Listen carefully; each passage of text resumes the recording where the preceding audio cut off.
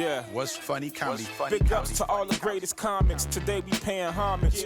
Red cup sunglasses and the latest garments. Big laughter and deep convo. Talk shit, but we keep it hundo.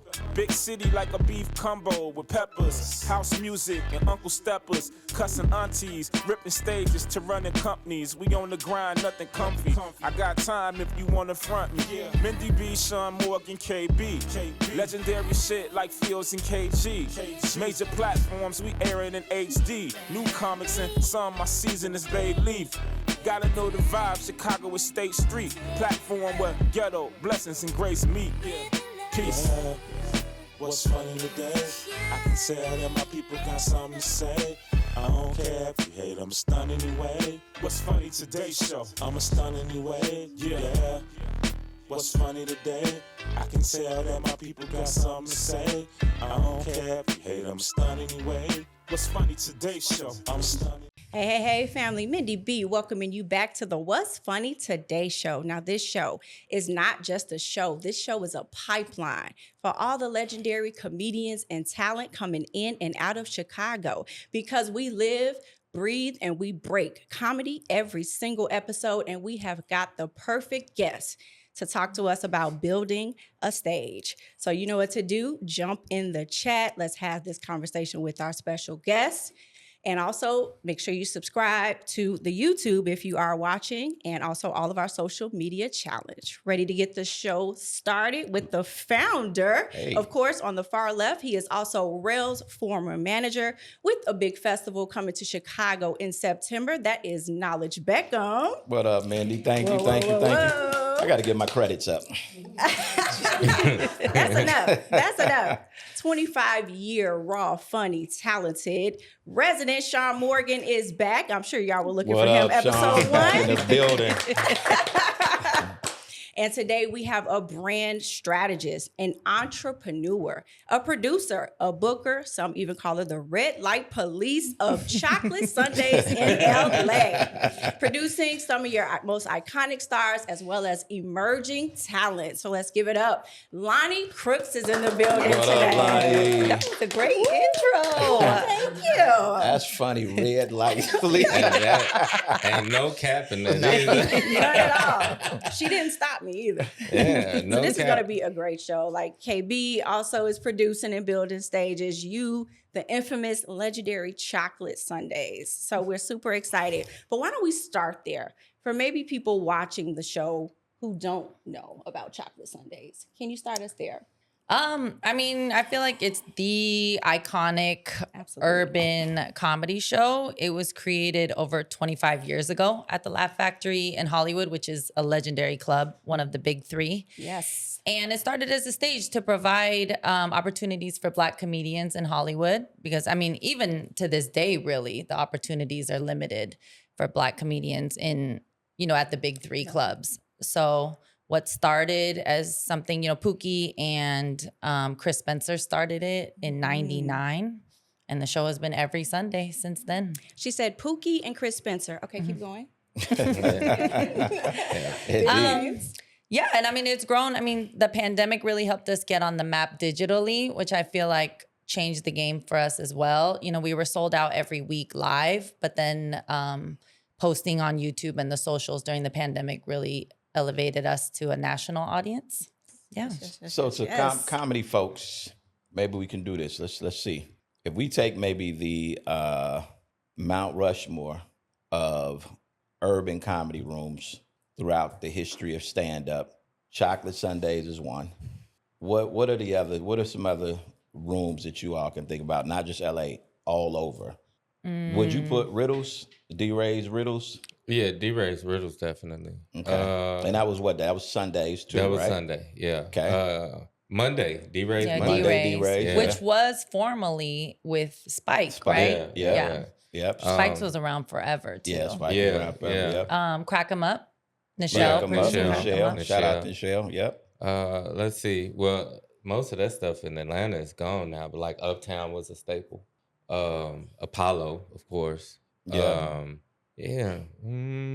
Yeah, and then you got the infamous, the jokes and notes, all jokes aside. But yeah, definitely, I would say I'm thinking Chocolate Nights. Sundaes is like, it was so much stuff that happened there though that kind of separates it, because you got a little bit of LA Hollywood shit, and you have like, you know what I'm saying? Because if I'm not mistaken, that was when Chappelle broke the record at y'all spot, right? Yeah. So I mean, this is Guinness Book of World Records been taking place there. So it's definitely iconic. It's from Kevin to everybody that's still affiliated and to just drop in. I done been there, and Damon Wayans, all sorts of people. I think the only person I've never seen perform there was probably Eddie Murphy. Mm-hmm. Yeah, everybody else I've seen come through that through the years. Yeah. What was your journey, Lani? How did you get to today being kind of responsible for the talent hitting the stage? Well, I grew up in Alaska, and I had seen my first comedy special in my teens. Jamie Foxx's I Might Need Security is what got me into stand-up. My absolute favorite. And then when I moved down here, I went to college, and they were promoting Chocolate Sundaes. Ben, who's still with us, who is a creative that works with us, he was promoting the show. And so I went, and I fell in love with it. And I said, I got to be a part of this.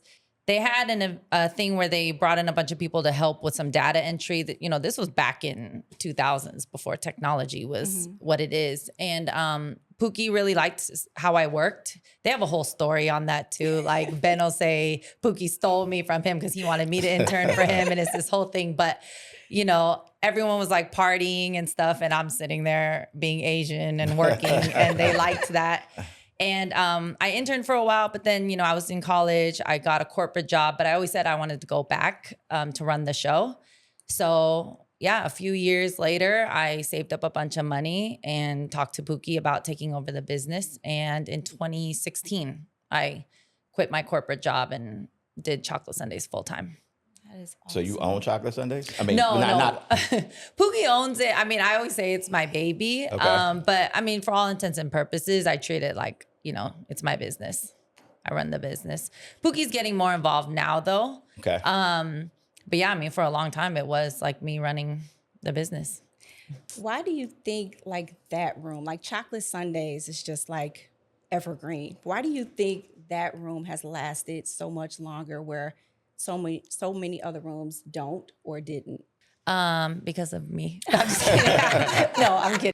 I think it's a mix of a lot of things, starting with the club, the Laugh Factory. The way it's set up provides a really intimate experience, which is how I think comedy should be experienced versus, a big theater. And that's why I think you hear a lot of comedians say that they love doing clubs still versus moving to theaters because they just feel so not intimate.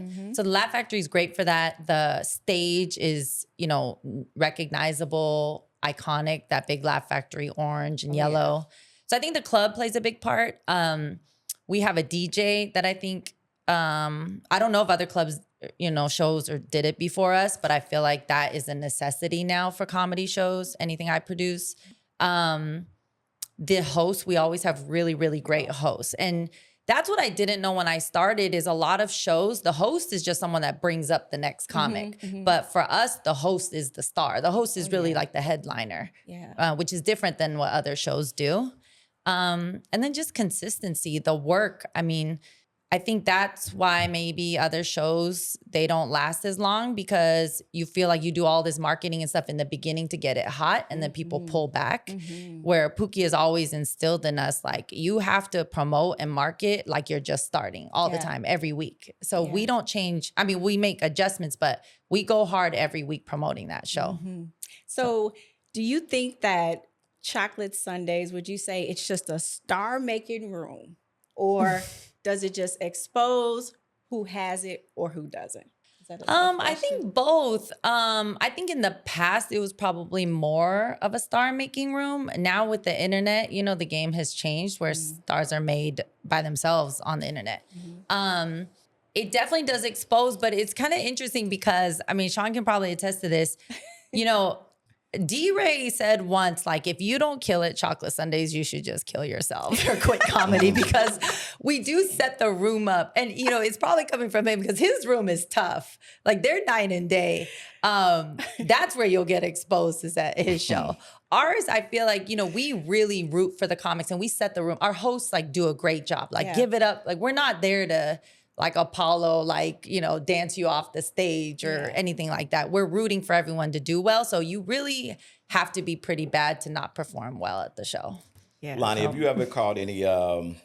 So it's recognizably the number one room in urban comedy, right, in the country. And then when Shawn told me, like, hey, I got the lady who books Chocolate Sundaes, and it's you, right? Black room. Do you have you gotten blowback from anybody just around that visual? And then in essence, that's such an important stage for so many comedians.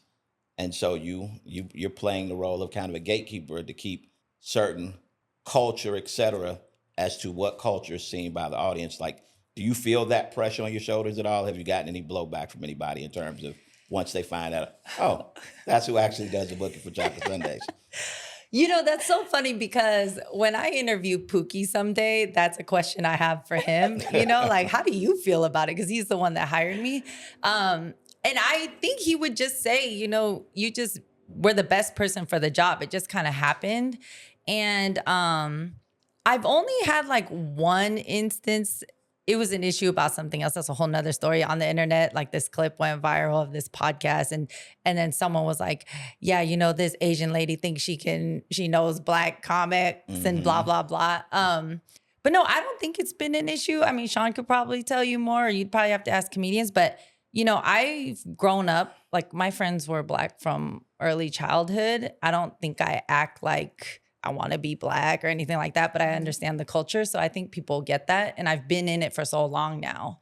Got it. Yeah. Yeah, and I mentioned that because when Rail and I started the festival in 2024, it was intentional. Really, anybody can actually submit, but it's really a Black and brown festival because, as you mentioned, like the Corey Bales, who's on one of the biggest tours with Cat Williams, et cetera, they've applied to festivals in Chicago, and they don't get picked. So he's like, she's on Funny AF, but you don't get picked on a festival in Chicago. So obviously that's problematic, right, at the end of the day. And so I just, those are kind of some of the holes that I look to plug because I think there's always a bit of a comfort level when artists and talents see, okay, great, you know, like one of us, and then he's really truly one of us as well. So I was just wonder if I was booking an all-white festival, how that might feel for the comedians. Because I'm like, God, like none of you all are funny compared to when I see, you know, the Shawns, because I might be conditioned for a certain type of funny. Yeah. That sometimes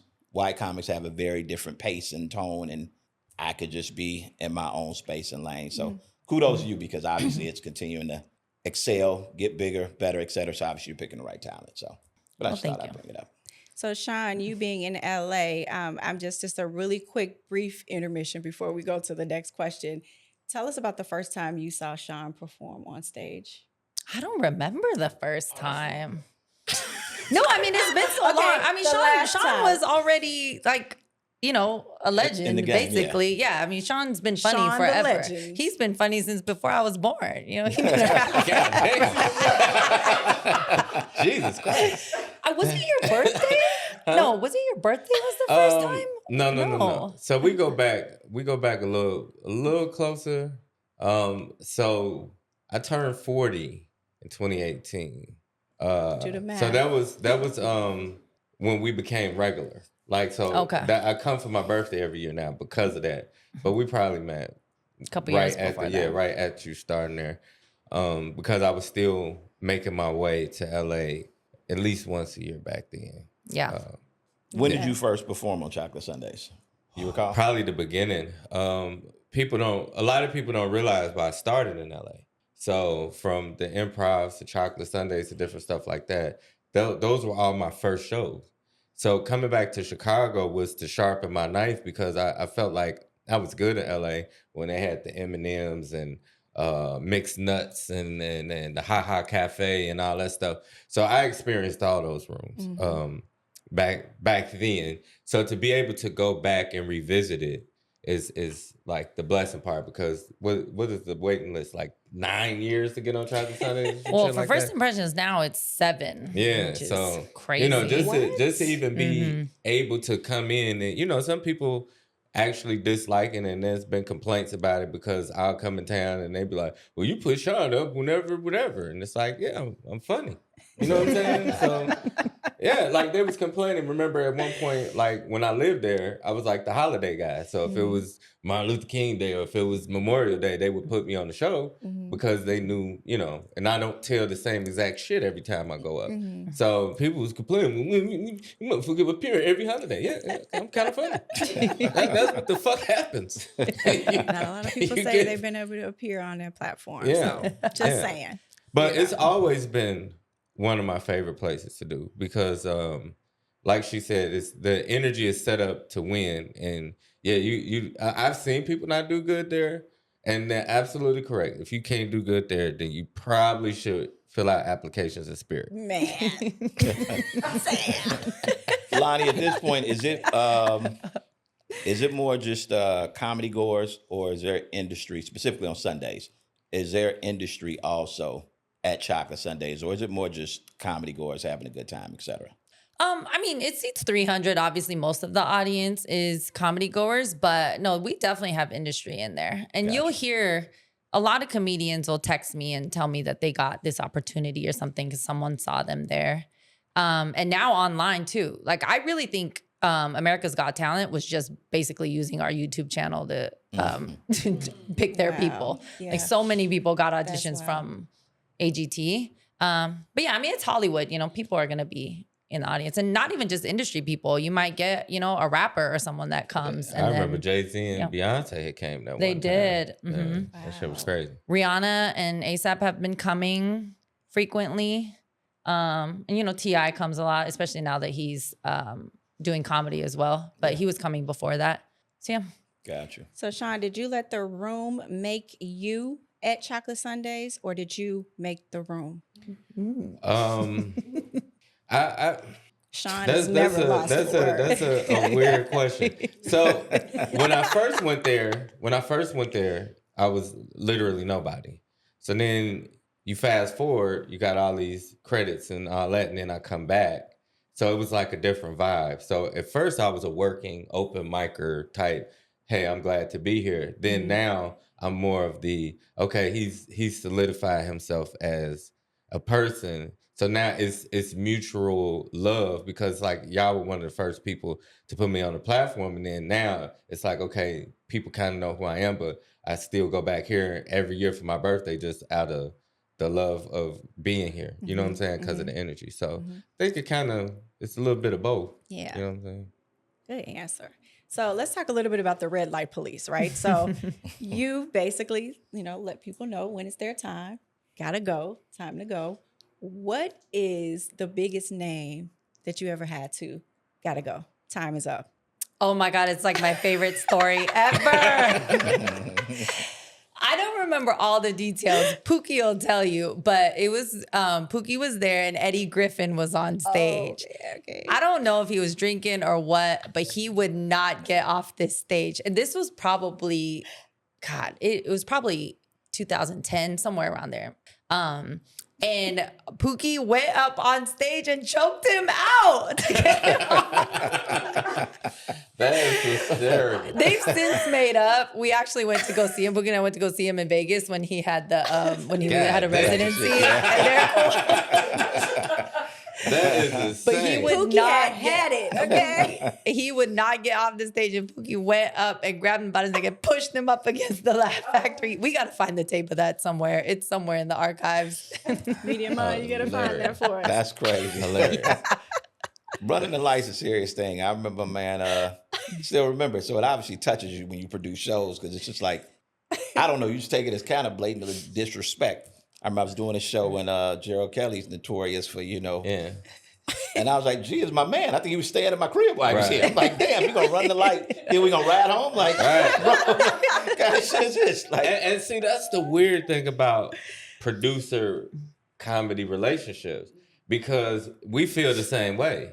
Like, if I'm coming and do your shit, especially like, you know, if I'm not charging a tremendous amount of money or whatever, you should let me do what I'm comfortable doing. So it kind of, I try to respect the light. As a younger comedian, I didn't. I would run the light because I'm like, nigga, for this $100, I'm gonna try all this new shit. Fuck this.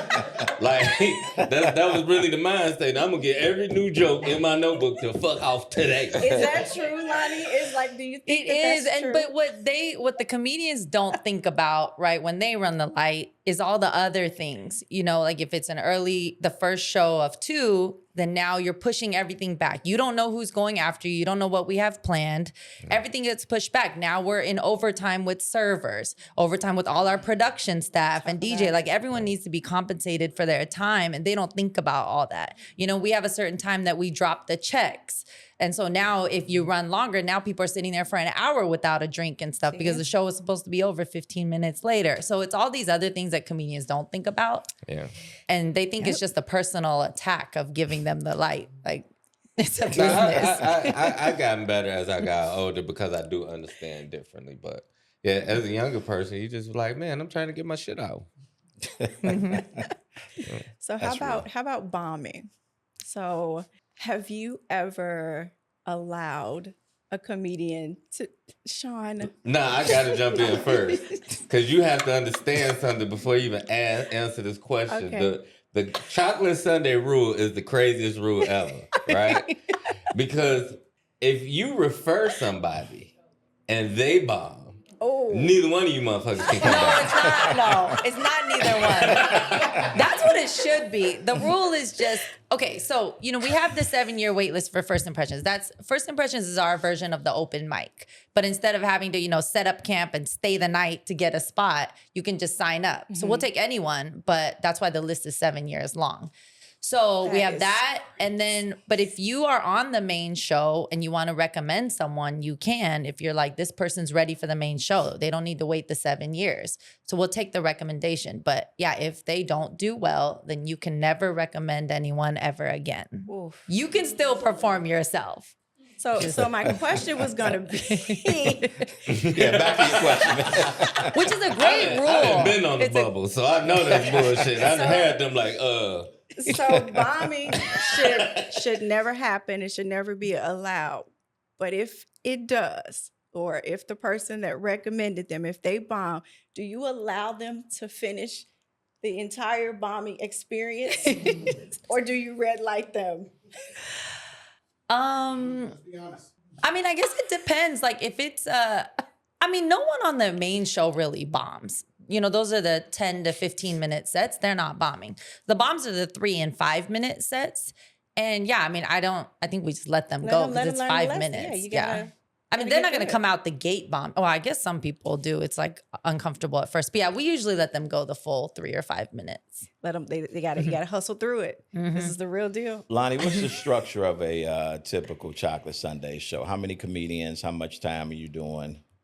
So we have the First Impression segment, which is those like 3-minute spots. So we have a host for that. So the host will do, 5 or 6 minutes up top, bring up each comedian. We have 3 of those. And then that host brings up the main host. And then we have between 3 and 5 comedians on the main show. Got it. So in total, you're seeing about 10 comedians. Dope.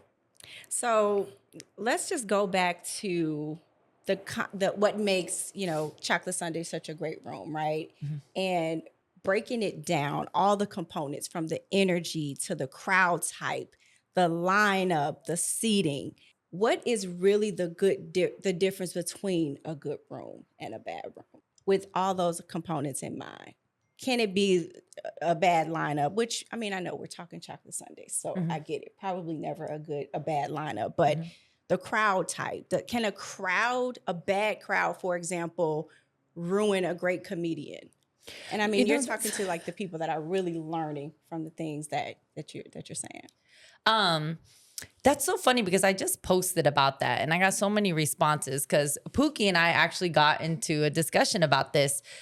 Because I was saying we had one show in particular that I'm thinking of. But in general, I would say what makes a room bad probably for us is number of people, or just in general. Like if the room is empty, it feels weird for comedy. So I think that's why we're good is the room is always full. And like I said, the DJ I think is a big part of it. And then the host, having a really, really great host. that knows how to, when something awkward happens, they address it, they bring the room back. A comedian might not perform really well. They know how to bring them back up. Or the next comedian, is a very slow talker, like chill comedian, then you have to bring the energy back down if the previous comedian was like some crazy hype comic. Yeah. So a really good host will navigate through all those things. We do a lot of crowd participation. Before crowd work was a thing, we incorporated the crowd a lot into our shows, which I think makes it more fun for people. Yeah. But yeah, I mean, we did have one night where it wasn't bad, but I was saying that. I was like, is there ever such a thing as a bad crowd? And Puku was like, no, that just means the host didn't do their job. And I'm like, no, actually, I feel like we had great comedians. The host was great. Just sometimes the audience just feels weird. But there wasn't like a tragedy that had happened that day or anything. And I don't know. I think sometimes you just get people that just don't like to laugh as much. I don't know. That's interesting. I think what Lonnie's saying, again, we have a lot of people from the comedy community, a lot of comedians checking out the show. And I think just the level of thought, the detail that you guys, you're discussing this room, you're discussing this space, you're intentional about what you do. I think that sometimes we're here in Chicago specifically. I think sometimes when comedians do rooms, we just talked about this on a previous episode, sometimes they miss all of those things that kind of non-comedians, those are the things we think about, right? Like my mentor is Mary Lindsay, who owns Jokes and Notes, right? And so I learned how to seat, right? So when I started my first rooms, I had people seat people, right? Because we wanted to make sure people were in the front and because otherwise people will go sit as further away from the stage as they can. You don't have a full room. That feels funny, right? There's a lot of details. And sometimes I think when comedians run rooms, specifically newer ones, they just feel we show up and we're doing comedy, but they forget the details when you talk about what makes a good room, et cetera. They miss the details or don't know them from how to put on a good show. They know it from the stage perspective, but there's all these other things that create the right environment to win, right? So even at this point, like where we are, when I go out and I see a room that I call it all over the place, right? Like I think the first year we did the festival, we were a little bit more open in terms of partnering, in terms of what venues, et cetera. But it's like, nah, I can't do that because that's not really setting the comedian up to win, right? Like this person's behind a pole over here, so they really can't see. You don't have, comedy's hard enough, right? Specifically. And so like, let's set these people up to win. So I still get disappointed when I see rooms where I feel like it's like the early 90s when people were just trying to figure it out and you see the comedians have to work so hard. And it's just like, damn, like let them just tell the jokes. But as the person putting it together, producer, put it together and set them up to win, right? And for the comedy to have a good or for the consumer to have a good experience. And so I think that's missed sometimes. You just feel like, hey, let's just set up a room and go do this comedy. Way more to it than that. Is to do it right. So a comedian, you guys agree, can actually even look better than what they actually are if the room is good. Yes or no? I agree. Yes. I absolutely agree.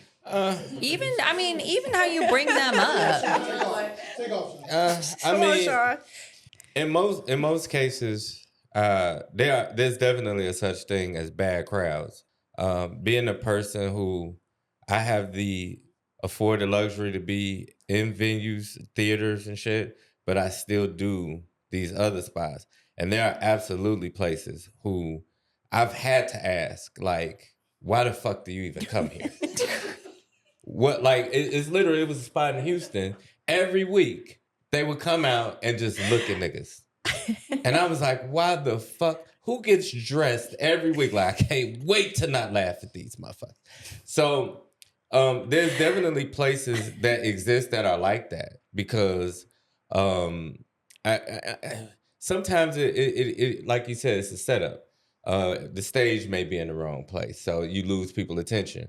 Here, one of the biggest things that we fight in Chicago comedy rooms is two things. A, like Chicago is just a funny city. Like a lot of people don't give Chicago its full credit, but it's a lot of just average funny, and your cousin, your uncle. So to have a comedy club, you gotta be funnier than the niggas in their family. Do you see what I'm saying? So with this being a funny city already, and it's not like far and few in between to see that, then that makes it tough.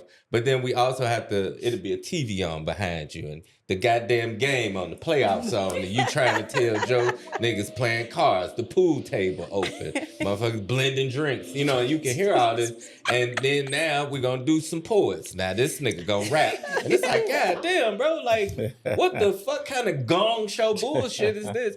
And now, you know, the crowd don't know how to feel because now they hyped up. You got them dancing, juking, footworking. And then you're like, sit back down and listen to some jokes. And they're like, fuck that, I'm juking now. Like, so it's, you can make a crowd bad as well. But there are places that, like when I was in New York, Poke Knockers, Bronx BBQs, I don't give a fuck what you did in them places. You could give your best shit and they still looking at you like, not funny, bro. And it's like, damn, this shit work everywhere else. That shit literally kills everywhere but here. Literally. So it's some tough crowds out here, but again, the setups are definitely important. Not having extra shit going on, good hosts. It takes like, it's a perfect storm of shit for the show to be magical. And like Lani said, that's why Chocolate Sundaes is so successful, because Ron G, he's just a likable person in general. For sure. So to have just a person that you like and he's that good at comedy, it makes it feel different. You know what I mean? Than if you got somebody who, you know, different type of host or whatever. So and just welcoming. That's one thing, you know, like Pookie really preaches now that crowd work is such a big thing, right? And we're talking to the crowd, and like BT, he's great at roasting people. He says he doesn't roast people. He just tells them what they look like to him, but you know, he roasts. But we always make sure, but we always make sure we bring them back. You know, if he's clowning them, then we'll always say, you know, thank you for having some fun with us. You know, here's a Chocolate Sundae shirt, come back. Like, we don't want people leaving feeling bad. And I think that's something different too, because a lot of places you might walk out like getting clowned on for an hour straight and never want to go back there. So it's a lot of little things. Yeah, I agree. So I'm gonna test your memory a little bit. 3 of the greatest nights that you remember in Chocolate Sundaes history. Ooh. For you. I know I'm number 4. I know that's tough. That is tough. There's just so many good ones. 3 that our audience would probably enjoy. I'd have to think about that. I need more time to think. You know, it's 20 years of shows. All right, 1. Give me 1. We just had one maybe a couple months ago that we all said felt like one of the best ever. And there wasn't anyone special, like a surprise guest. It was the DJ sidekick was going off and it felt like church service. I think that day had felt heavy. I'm sure something happened in politics that day, like it has been happening every day. Sure. And yeah, it was just, we played a lot of like Kirk Franklin and stuff and got the audience up and dancing. And it just felt like said we cured racism that night, because it was like for that moment, you know, because our crowd is very, very diverse. Like it's probably 50-50 now, I would say, Black and white and other. So it just felt like a good coming together of everyone. And that's what I think our show really feels like. That's what I would say. It always feels like that, like a blending of cultures. I would say you can have like an 80-year-old white grandma and a 18-year-old college Black kid, and everyone's having a good time together in there. Yeah. Shawn, what is it like? I mean, you've done Chocolate Sundaes, you've done shows all over the country, world.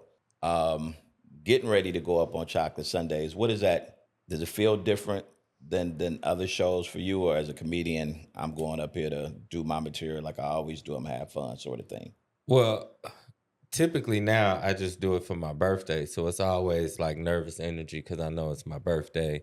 And anybody, you want to perform well on your birthday. You don't want to, you know, do it out. So I think it's always a good nervous apprehension because it's my birthday, right? So I don't know if you remember, but it was a slight discrepancy a couple years ago on my birthday where a person felt a little slighted and they ran the light on purpose. I'm sure you remember that. And that was like a weird day. But outside of that... no, I don't remember. Yeah, tell us, we won't. Sean. Call him out. I'm not gonna do that, because once a conversation is had and it's squashed, then it's kind of squashed. But so it was weird because it was a bigger comedian and they felt like they the headliner and it's my birthday, and they went up before me. So they like blew the light. They did a whole bunch of crowd work and rapped and did all kind of shit. And it was like, damn, on my birthday, it's crazy. Oh, I know. I was like, on my birthday, it's crazy. So then what made it even crazier, this is a true story. Like there's 50 comedians that can vouch for it. So it didn't work because I still did good. So the second show, that was the second show.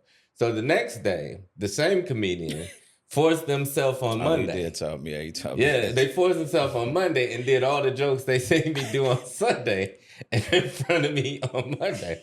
And I was like, what the fuck? This is my birthday. Like, is this my gift? What the fuck? And so, so that was about the only time it was anything else. But Chocolate Sunday, I come there every year. It's been, this would be year 9. From 30,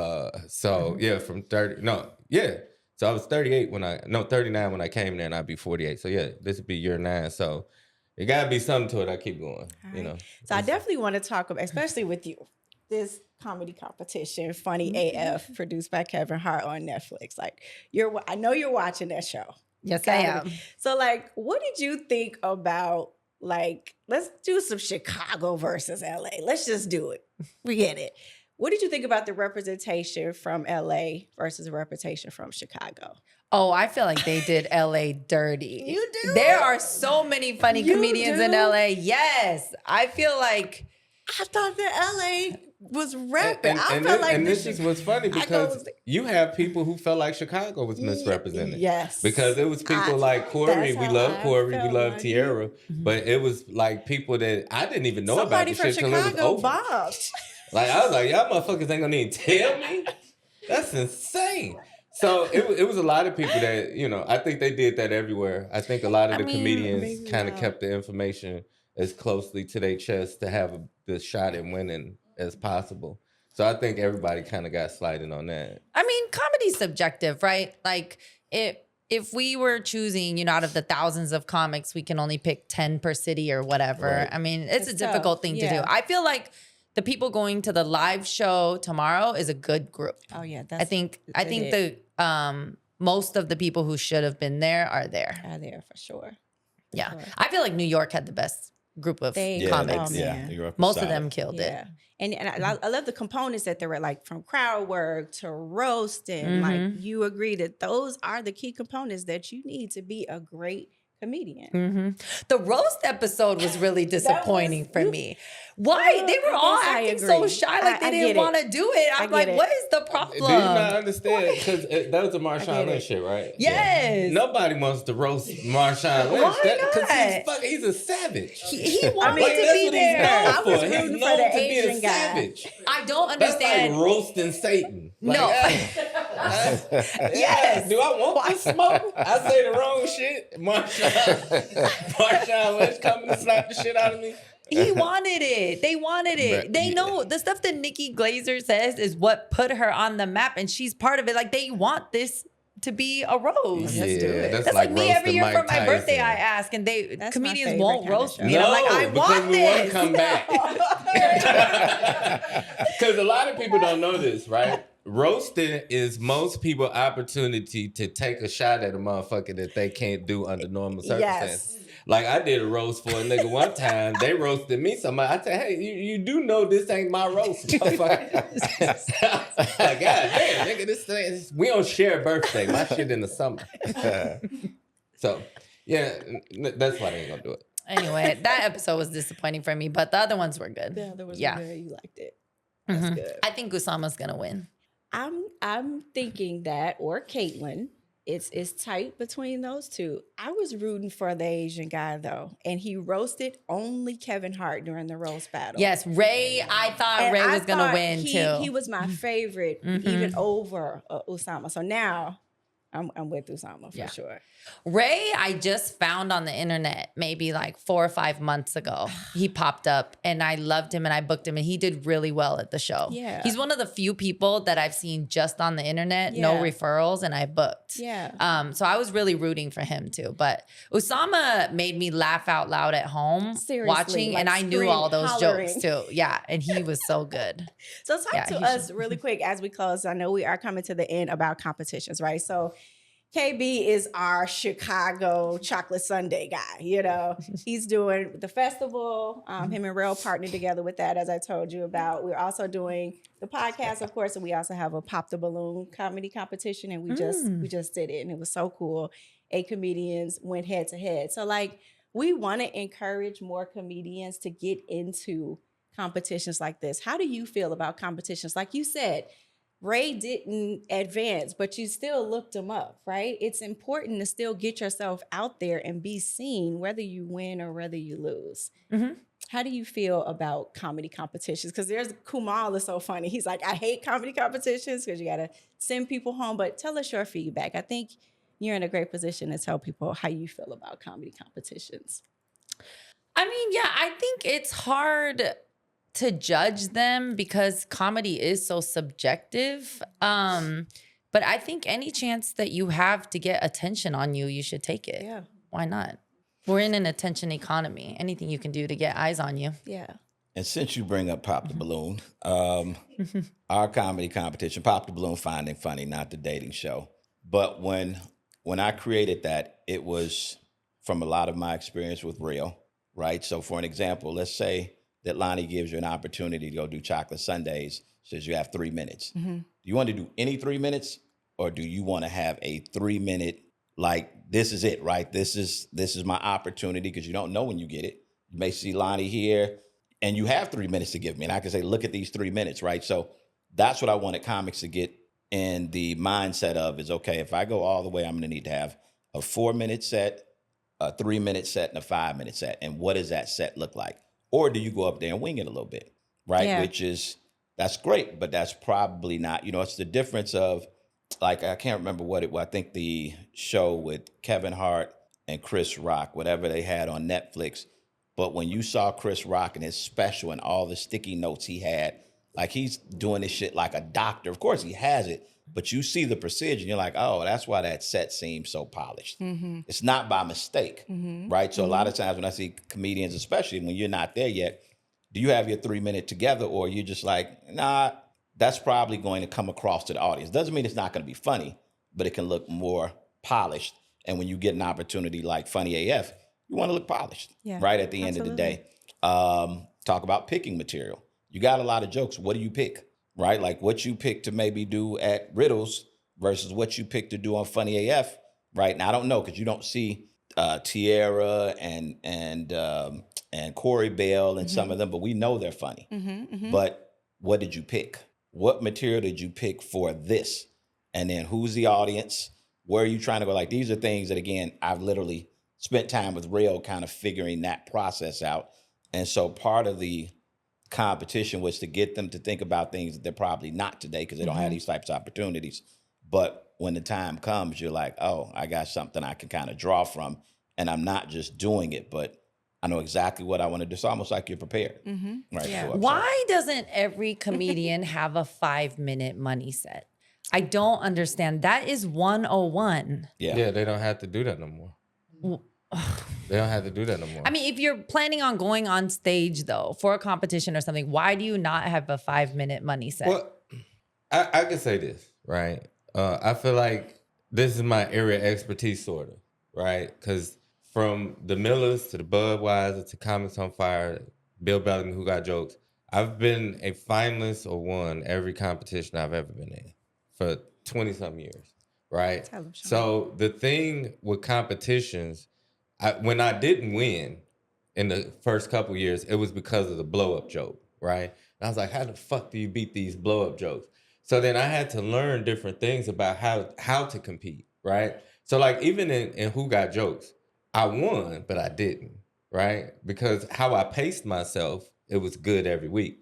Tyler Craig, did just good enough to get to the end, and he saved his big boom for the end. So in contrast, he beat me in that round. But my buildup is what allowed me to win because they wasn't going to let me lose because I did well up to that point.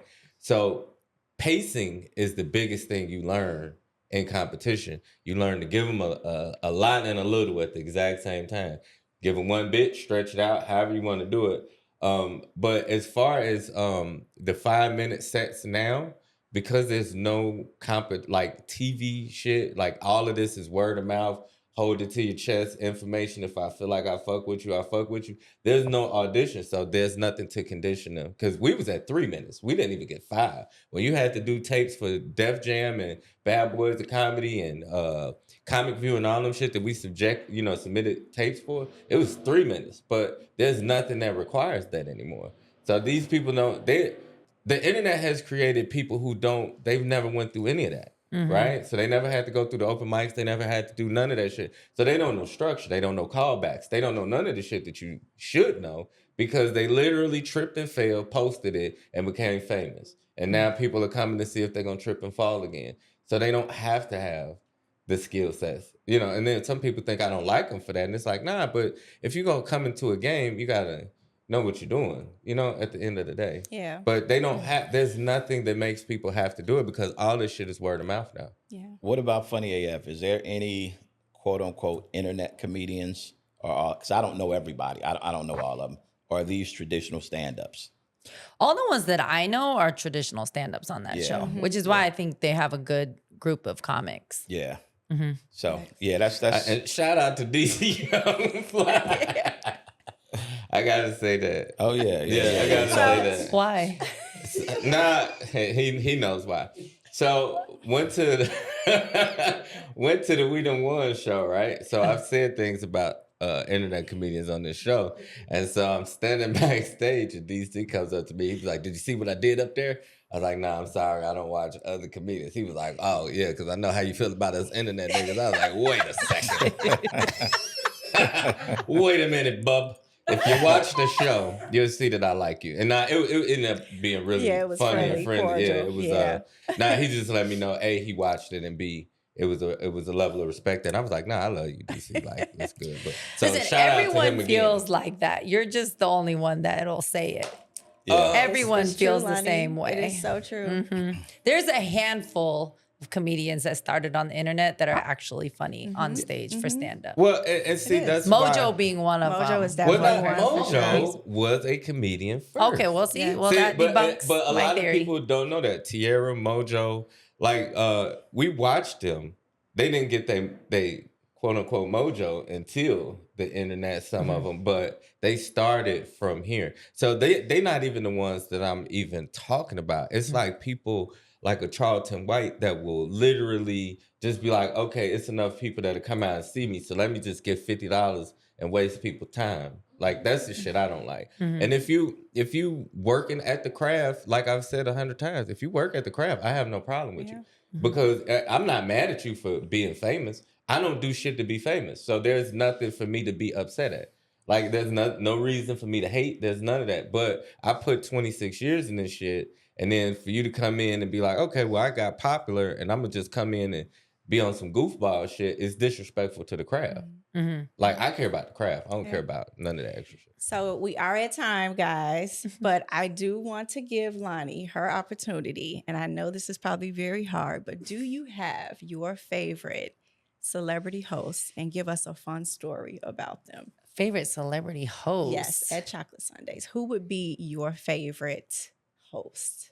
I know all of them are celebrities, but I mean, who'd be your that's so personal hard to favorite? say. I know I it's mean, hard. I would just go from our host. People know Donnell Rawlings is one of my favorites. Yeah. I love Donnell. He I think he's is hilarious, too. always funny. He's always going to come to try to kill, which is my favorite thing about him. It doesn't matter how big he gets or what theaters he's doing. Like, he's coming for murder on stage every time he performs.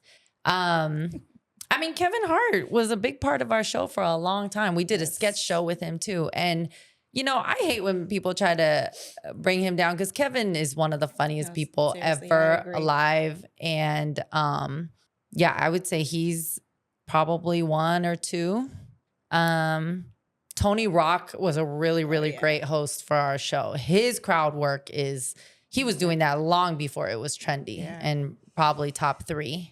Yeah, there you go. Love it. 3. Top 3. I love it. How about comedians from Chicago? Is it hard for you to pick 5 comedians from Chicago that you love? Current market, Shawn excluded. No, I mean Chicago has great Let Shawn be in. Let him be in, man. Listen, But no, I'm so used to not making these goddamn mess. I don't care about this Let's shit be no more. clear. She already said that Shawn was a legend before she was born. That is true. That is true. Shawn, what other credit can you get? Go lay down. Go to bed. If you... You know what I feel like we don't talk about enough in comedy in rankings is like, if you ask people top 5 musical artists, that's an impossible question because it depends on the mood. Picking a rapper versus an R&B artist versus country is so different. And I feel like comedy is the same. You know, like if you just want to laugh and, you know, if you want to smoke some weed and laugh, there are comedians you'd watch versus if you want more intellectual, like a Dave Chappelle. It's so true. You know, it's so, like, if you want to get a glass of wine and watch comedy, that's a different comic than, you know. So it's just hard to say. And Chicago has a lot of great comedians. I don't even know all of them. I mean, there's Rel, D-Ray, Ray Lapowski, who is hilarious, Deion Cole. Who else is from Chicago? A lot. Corey Bell. Corey Holcomb, Corey Bell, Just Niche. Yeah, Craig Robinson. Craig Robinson. He had a lot. Michael Collier. Yeah, Michael Collier. Barry what's the Brewer, dark-skinned we were lady? saying. Yeah, Barry Brewer. Yeah. What's the dark-skinned lady? They used to host Comedy. I'm old, so my name to face Cheryl Underwood. Cheryl Underwood. Sherry Shepherd. Yeah.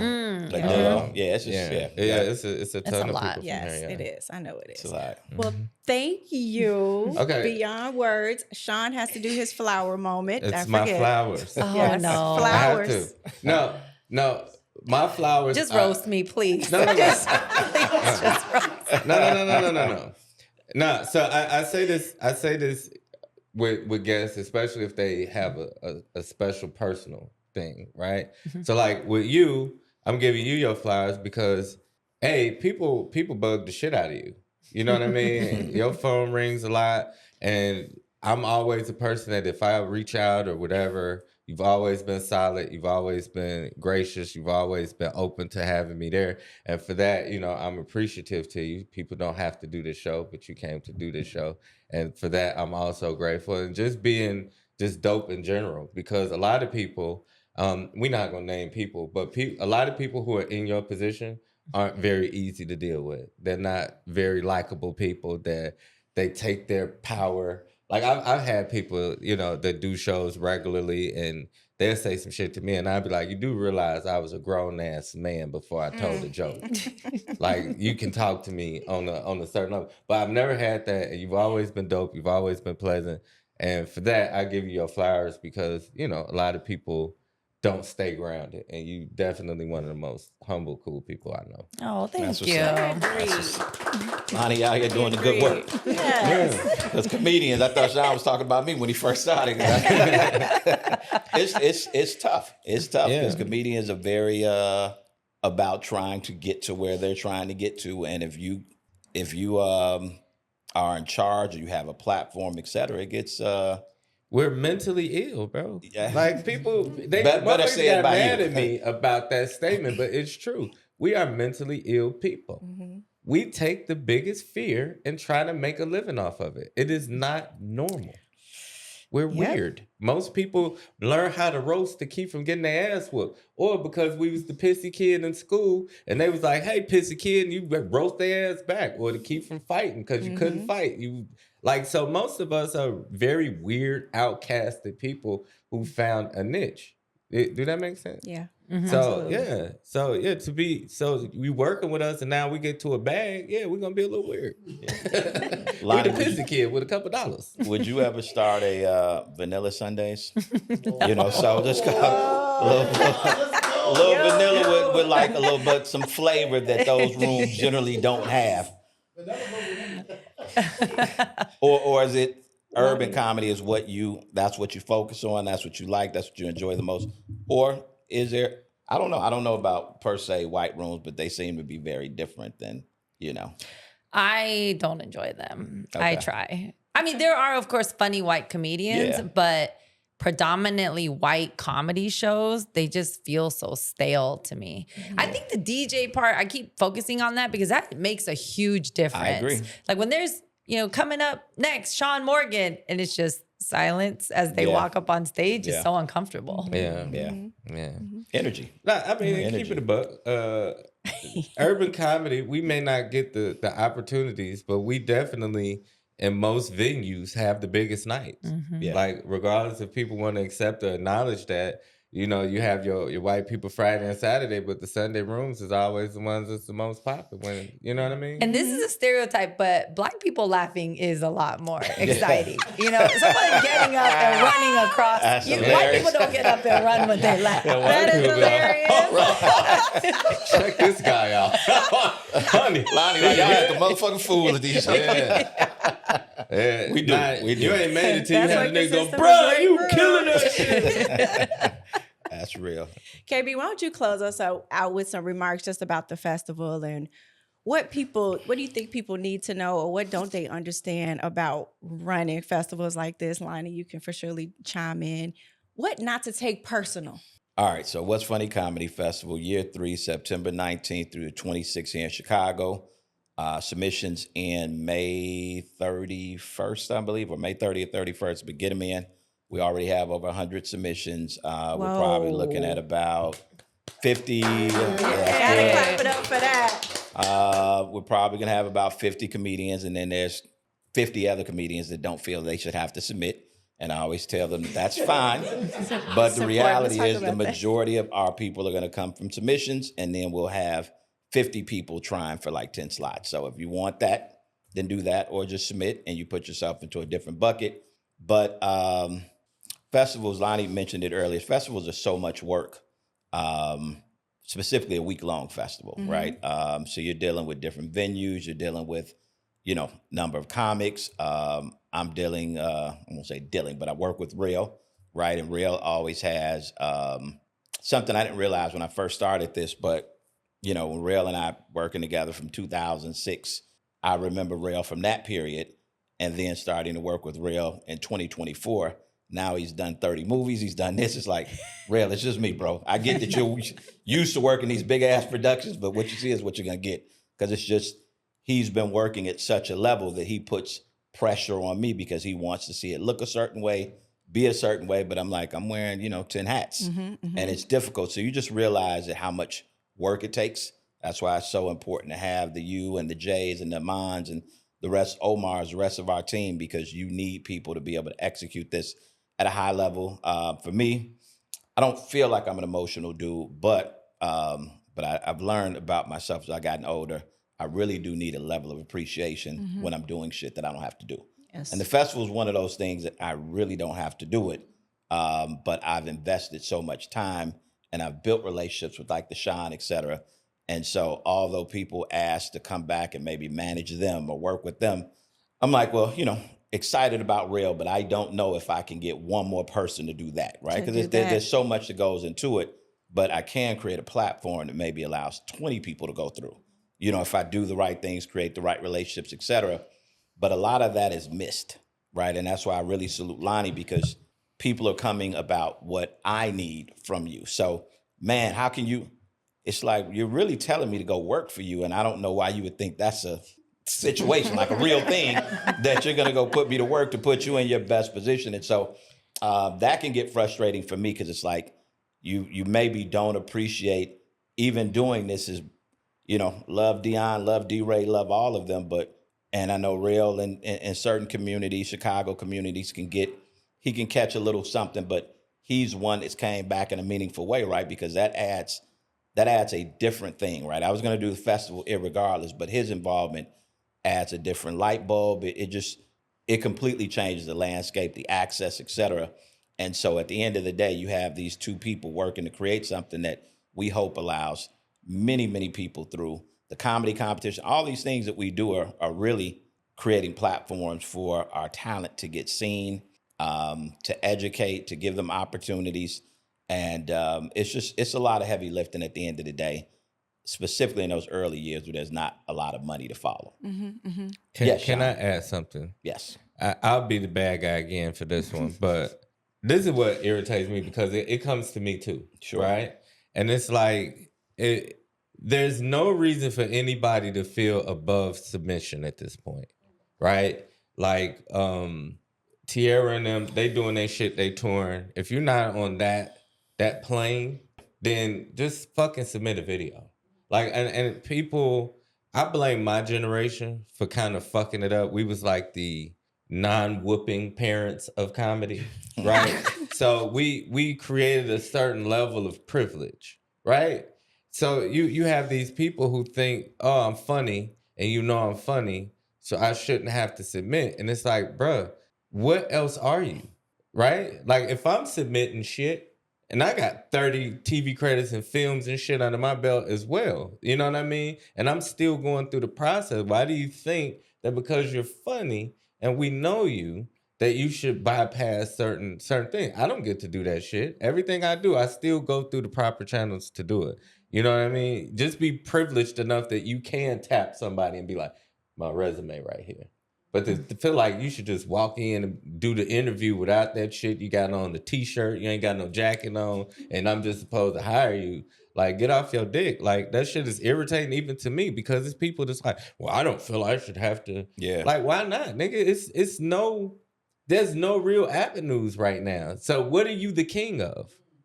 That you feel like you don't have to do shit. But that's our fault because we created an avenue of privileged comics. They didn't go through the hazing and the shit that we went through. We used to roast the shit out of you. Yeah. You used to get bad intros on purpose. When I was coming up, yeah, they ain't give you no good intro because it was shitting on everybody who actually was doing something. So now, we gave everybody a Comic View credit, even if they didn't do it. Now we shitting on the people that actually did Comic View because you trash, but we just gave you the same comment. The same credit. So a lot of that created this stupid ass privilege stuff. And even with you, like I told people, don't even ask me no more to help do nothing because you feel like I'm supposed to. And I don't have to do nothing. To just do the proper shit. And then I can be like, hey, Lani, this person did that. Not call and you've refused to do shit. That's and I'm saying that because I know because people say the same shit to me. And it's like, bruh, like, nigga, you saying this to me. Right. Do you understand who the fuck you even saying this to? Right. You don't supposed to put in shit, but I do. Right. See what we got to go through out here in Chicago? Yeah, it's ridiculous. But let me not miss the flip side because I know we got to wrap too. But then shout out to even when you build this, like when you look at Funny AF, that's being built strategically. We talked about stories behind certain comics, et cetera, right? Because it's content, right? It's content to be consumed. But somebody like Gwen, right, from Baltimore, right, comedian Gwen, who's been in the festival the first 2 years, she pushes the festival that we get so many East Coast submissions. And I know it's from her work, right, and spreading the word, talking about how dope the vibe is, what a great week it is, et cetera. And so for sure, you have those sort of partners out there unofficially that are pushing to make this thing successful. And then shout out to Niche, Corey, and Tierra. We just announced that they're coming back this year to host. Yeah. Tierra just pulled up the first 2 years on The Love, right? Yeah. This year coming back as a host, but they're doing big things, but they're like, pulling up. It's not about money, et cetera. They just want to see this thing move along.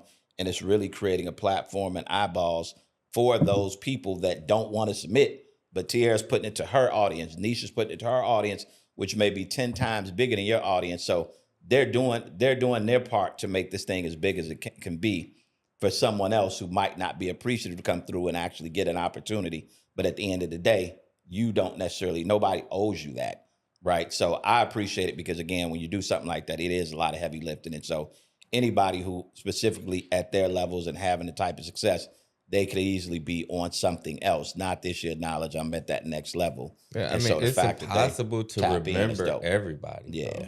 Yeah, it's impossible. Sure. Like, I've been doing this shit 25 years, but if you ask me some impromptu shit, name 10 niggas for a TV show right now, I'm going to remember the people that I see or I've seen recently. That's just what it is. And it might be somebody that's way doper, but But I don't remember because I ain't seen him in 3 months. Right. But I remember these people I just did these shows with. And a lot of that factors into it too. Like you putting all this shit on older niggas' memories. We 100 years worth of motherfuckers sitting on these couches. That's real talk. All right, guys, we definitely have to come to an end. Thank you so much, KB, for the last remarks. Thank you, Shawn, for your great insight as always, as well as your flower session. We love it. And Lani, Indeed. your representation today meant the world. So thank you so much for stopping Thank you. by. Comedians, as you guys are watching our content, please don't gatekeep. Tell it to other comedians so that they can submit to the festival next year. We also have a comedy competition coming up. Make sure you guys check out the premiere of Pop the Balloon Find It Funny competition coming May 10th. Jump on our social media and subscribe to the YouTube, of course, at What's Funny Comedy. We drop these episodes every week. I am Mindy B. We will see you for the next episode. Peace out.